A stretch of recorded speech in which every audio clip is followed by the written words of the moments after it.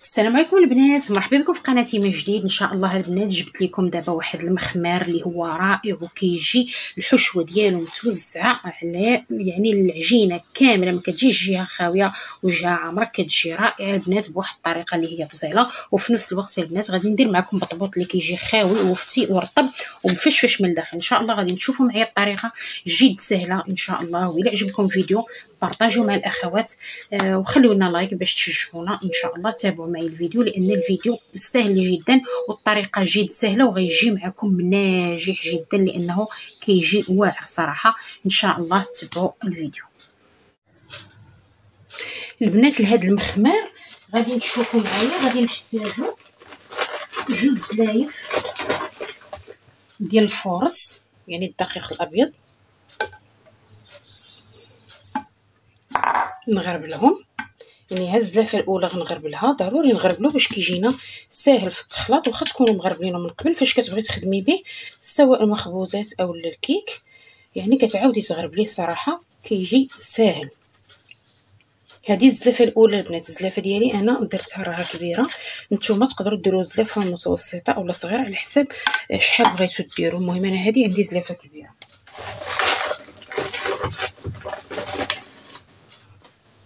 غادي ندير الزلافه الثانيه، علاش؟ لانني غادي ندير واحد الكميه مهمه، غادي ندير مخمار معمر ومخمار عادي خاوي.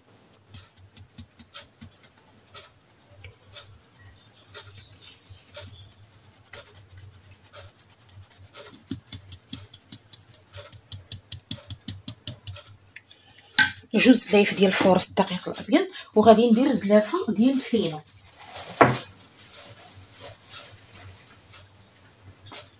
يعني الفورص ضعف الكميه ديال الفينو.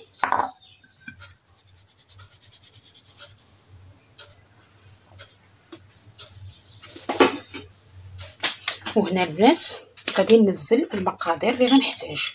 هنا مخمار لانه خاصو يخمر ليا، غادي ندير واحد المعلقه كبيره ديال خميره الحلويات، خميره الخبز عفوا.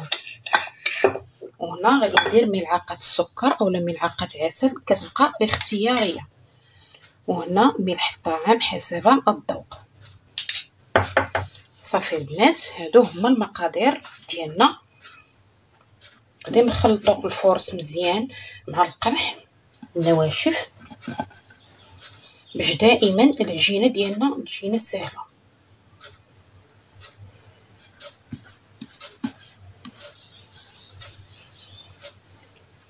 هنا البنات عندي الماء دافي لان غادي يخمر، غادي نبدا نخلط. وخاصني العجينه غادي ندلكها مزيان وغادي تجيني متلوقه على العجين ديال السفنج، يعني غادي تكون مرخوفه على الخبز وغادي ندلكها صراحه مزيان.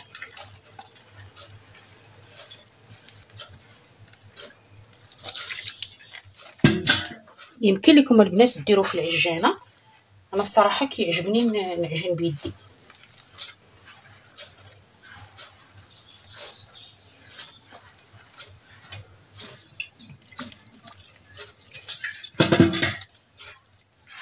انا كنجمع وكندلك حتى غادي نحصل على واحد العجينه اللي هي مرخوفه ولينه.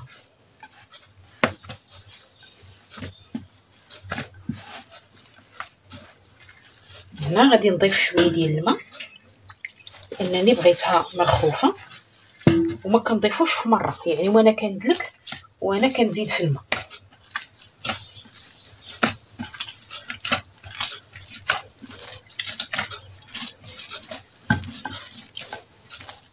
المهم حتى غادي نجمع وغادي نتلاقاو.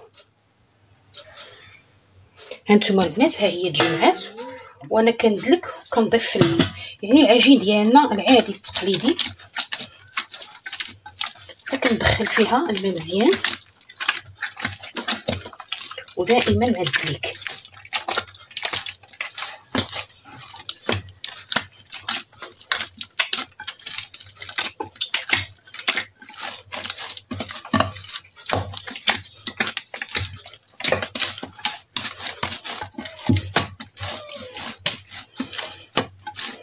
كيف نشف الماء نعاود ندلكها بالدليك ديالنا التقليدي هكا.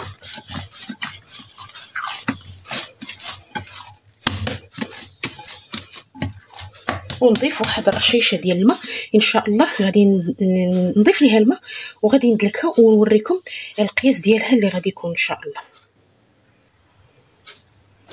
هانتوما البنات العجينه ديالنا كيفاش دايره، يعني مطلوق صافي. بعد ما دلكتها بالقياس ديالها غادي نجيب واحد شويه ديال زيت المائده وغادي ندهنها وغادي نغطيها بواحد بلاستيك غذائي وغادي نخليها واحد شويه نقضي شغالات اخرين وغادي نجي نلقاها تزادت لي اكثر من هكا، يعني غتكون ترخفات ودلكات مزال.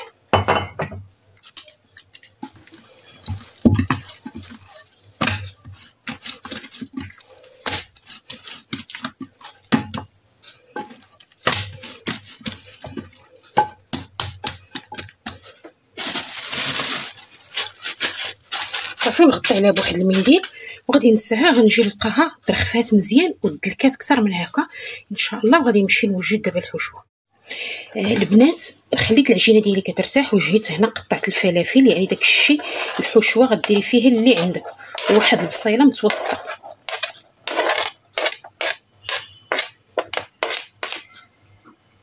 هنايا عندي قرعه كورجيت حكيتها، ممكن انكم تضيفوا البنات حتى خيزو حتى هو كيجي زوين. انا متوفرش عندي دابا، يعني درت الفلافل والقرعه والبصله. وهنا غادي نبدا ننزل التوابل ديالنا العاديه.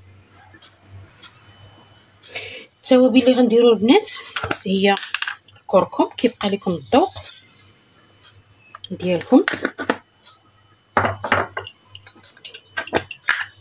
الفلفله حمراء،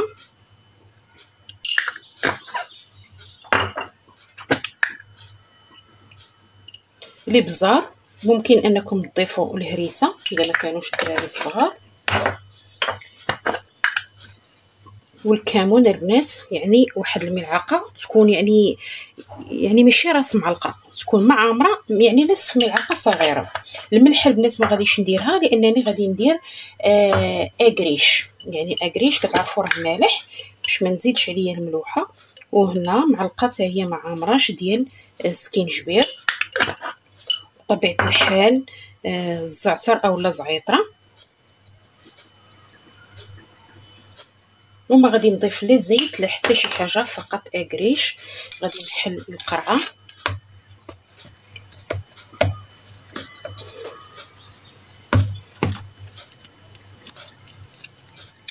المهم البنات غادي نحلها ونطلقها.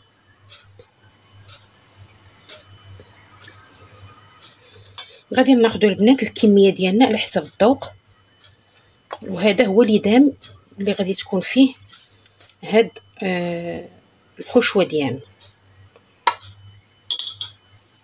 يعني درت واحد 2 معالق كبار، هادو تبارك الله كافيين انهم يطلقوا لينا هذيك اللذه واليدام في نفس الوقت. وبطبيعه الحال تعرفوا اكريش اولا الخليع كيجيو رائعين سواء في المسمن اولا المطبوط. وهنايا ما بقى ليا الا غنديهم يتشحروا مزيان فوق البوطه ان شاء الله. وهانتوما معايا، هانتوما البنات العجين ديالنا ما شاء الله شوفوا كيفاش داير، يعني دلك راسو براسو. هنا غادي نجمعو وغادي نحاول انني غادي ندهن يدي وغادي ندير واحد يعني كويرات بحال اللي كنديروا ديال الرفيسه زايدين شويه، يعني ما يكونوش قد المسمن وما يكونوش قد الرفيس، لان غادي نديروا وحده مع وحده، غادي نلاصقهم يعني كل 2 غيديروا لنا بطبوطه اولا مخماره. وهنا البنات في هذا الاثناء راه هو الاقامه ديالنا او الحشوه ديالنا كتشحر. غادي نقطعهم هكا كويرات كاملين وغنخليهم يرتاحوا بين ما بردت ليا الحشوه ونطلقها. هانتوما البنات هنا غادي نزيدها واحد شويه غير يدبالوا شويه يبقاو يعني حيين ان شاء الله. غادي نطفي عليها تبرد ونبدا نعمر الخيمرات اولا البطبوط ديالي. البنات ما شاء الله بعد ما ارتاح لينا يعني العجينه ديالنا هنايا كيف ما كتشوفوا. غادي نبدا بالبلاطو الاول لان تبارك الله خرجت ليا 2 ديال البلاطويات هانتوما تشوفوا. غادي نبدا بالاول. اول شيء البنات غادي ناخذ اللي غادي نديرو ما فيهش الحشوه، يعني غادي يكون خاوي. غادي نبدا ان شاء الله نقرص الاولى وغادي نقرص شويه الثانيه، عفوا، وغادي ناخذ الزبده سواء مذابه سواء عاديه ما مذوباش. انا كنفضل انها تكون ما مذوباش باش ما كتسيحش في الجوانب وكتجمع لينا البطبوطه ديالنا بسهوله.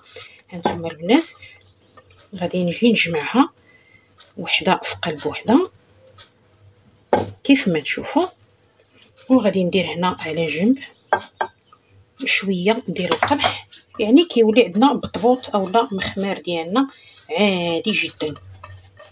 تشوفوا ما شاء الله كيفاش كيجي محلول وكيجي، شوفوا تبارك الله الانتفاخات اللي فيه. بنفس الطريقه البنات غادي نعاود الثانيه. انا يعني ممكن انكم تذوبوا الزبده وديروا غير مسيحه، غير فضلت انه الزبده ما تنتشرش في الجوانب فقط، داكشي علاش انا درت هكا الزبده يعني ما مذوباش. وغادي نقرصها واحد شويه وغادي نجمع.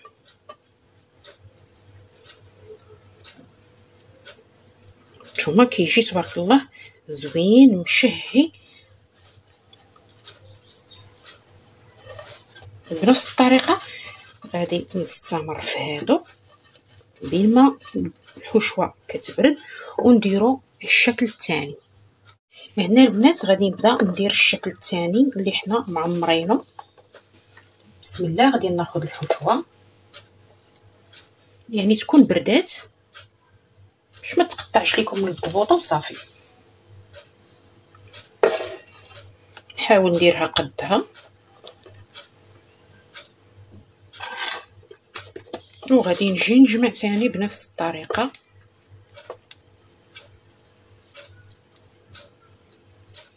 اللي بغات تزيد العماره قبل ما تجمع تزيدها ما كاينش مشكل، المهم على حسب الذوق ديالكم.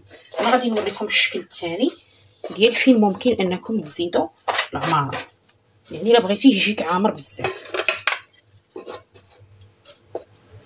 هنا الطبقه الاولى كيف ما تشوفوا، هنا الطبقه الثانيه. اللي بغات تزيد واحد شويش هنا ما فيها حتى شي باس تزيد، كيبقى دائما الاختيار والذوق وحسب الكميه ثاني باش يجيو كلهم شبعانين من القوام. صافي. هنا غادي ندير القمح ديالنا العادي، نحاول انني نسد ما امكن ونحطهم يترخفوا واحد شويه ونديروهم يخمروا كاننا كنخمروا البطبوط ديالنا العادي ونطيبوهم ان شاء الله. وهانتوما معايا هنا البنات بعد ما ارتاحوا لنا البطبوطات ديالنا اولا المخيمرات غادي نقرصوهم الطريقه ديالنا العاديه.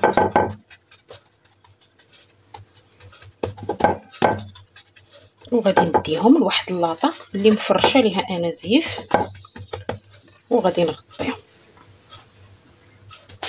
ان شاء الله. غادي نستمر على كل شيء هكا. هانتوما البنات حتى المعمرين حتى هما راهم ارتاحوا حتى هما غادي نقرصهم. هانتوما تشوفوا نحاول نمشي معاهم غير بشويه لان القامه كطلع لينا، وغادي نحطهم حتى هما يخمروا ويرتاحوا ان شاء الله ونتلاقاو. هانتوما البنات بعد ما خمر لينا البطبوط ديالنا رشينا المقيله بشويه ديال الزيت ونخليو البطبوطه ديالنا حتى تشد في راسها ونقدروا نقلبوها وكيجي رائع البنات. ما تشبعوش منه الصراحه، كيجي غزال ورطب وفتي. وهكا مره واحد شويه ديال الزيت، طبيعه الحال اختياري، غير هكا بصبعنا وحنا كنطيبوا وكندوروا باش البطبوطه ديالنا كطيب من الجوانب كاملين. وبالصحه والراحه البنات اللي عجبهم الفيديو عجبتهم الطريقه ان شاء الله بارطاجيو الفيديو، خليو لنا لايك، شجعونا باش يطلع الفيديو، وشكرا للجميع.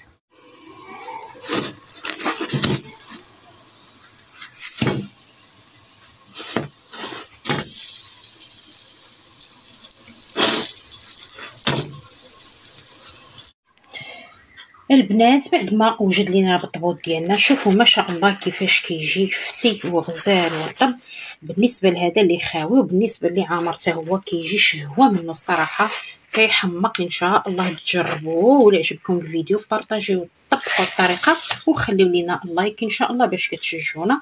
الى فيديو قادم.